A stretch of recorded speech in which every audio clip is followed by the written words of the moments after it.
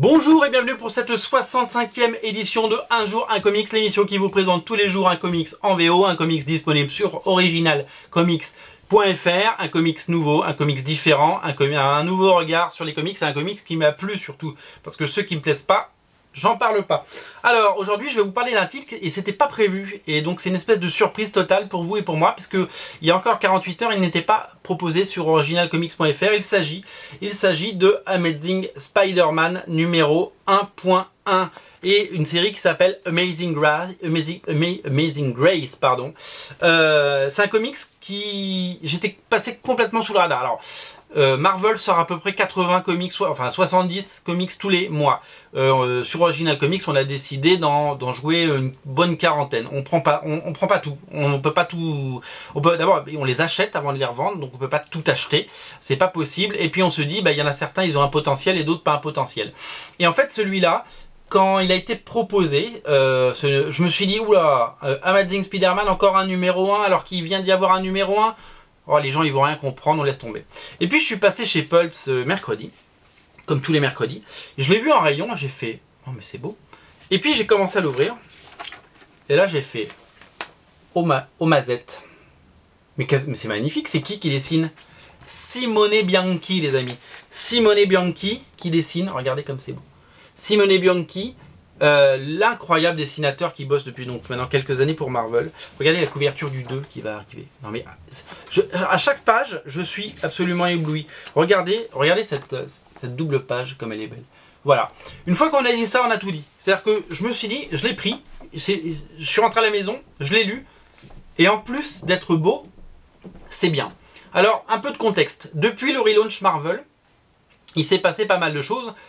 Peter Parker, maintenant il y a plein de Spider-Man partout dans le monde, c'est un peu épuisant. Il est riche, il n'a pas de problème de sous, il a créé Parker Industries. Honnêtement, c'est une espèce de Tony Stark bis, et moi personnellement, c'est pas le Peter Parker en tout cas, ou le Spider-Man que j'aime. Bon. Ça c'est une chose. Il y a plusieurs séries Spider-Man, comme toujours. Il y a la série Spider-Man qui sort elle en février, Bendis et Pikeli, et ce sera Miles Morales. Il y a la série Spidey dont je vous ai parlé, qui revient sur les jeunes années, les années vertes de Peter Parker avec Nick Bradshaw au dessin. C'est un petit bijou, et pour moi c'était pour le moment la série qui sortit du lot. Et puis j'ai lu ça. Et là j'ai fait waouh. Alors ça se passe dans la continuité. Regardez le costume, c'est le costume actuel, c'est le costume de Amazing Spider-Man, c'est le même. Eh bien, ça commence en fait dans les premières bulles de texte. Il dit ok, maintenant j'ai des sous et j'ai des yeux partout et je bosse, mais j'aime bien quand même rester dans mon petit quartier, refaire un tour à New York et puis jouer au Spider-Man comme à l'époque. Et ben une fois qu'on a dit ça, on a posé le décor, on a planté le décor, on est vraiment dans une optique où on revient aux sources, on s'en fout du fait que il est Parker Industries, on se fout du fait qu'il soit riche, on se fout de tout ça, on voit juste une bonne histoire du bon petit voisin Spider-Man, du Friendly Neighborhood Spider-Man, et donc dans une histoire poignante, touchante, bien écrite. Au scénario, c'est quelqu'un qui s'appelle José Molina, que je connaissais pas du tout, aidé par un dessinateur hors pair.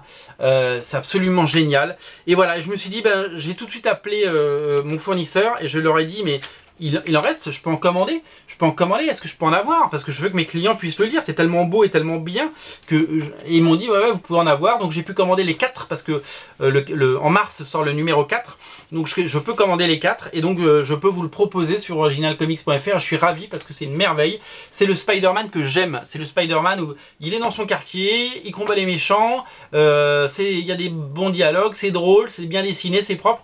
Et à cet égard, cette série est 1000 fois mieux, c'est mon avis, elle est 1000 fois mieux que la série originale Amazing Spider-Man, qui, j'ai le numéro 4 sur ma table de chevet, hein, j'ai pas encore lu le numéro 4, je le lirai très vite.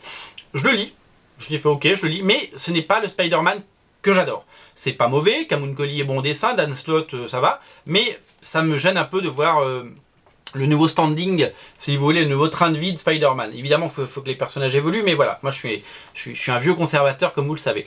Voilà, Amazing, alors ça s'appelle, donc faut pas se tromper quand donc vous allez dans la rubrique Spider-Man, et vous verrez, pour le moment c'est en bas, je vais peut-être le remonter, mais ça s'appelle Amazing Spider-Man 1.1, 1.1, 1.2, 1.3, 1.4, donc c'est un peu un titre à la con, mais bon, c'est comme ça. Et puis bah, vous verrez, de toute façon, il y a les couvertures de Simone Bianchi, vous pouvez pas les rater. Voilà. Quel dessinateur, c'est Simone Bianchi, absolument incroyable, qui avait fait récemment un Thanos absolument magnifique. C'était, je crois, son meilleur travail à date. Là clairement, son meilleur travail, c'est ça. Hein. Y a pas, et ça va falloir qu'il nous fasse un très très bel album après, ça va être magnifique. Voilà, Amazing Spider-Man 1.1, c'est le comics à ne pas rater.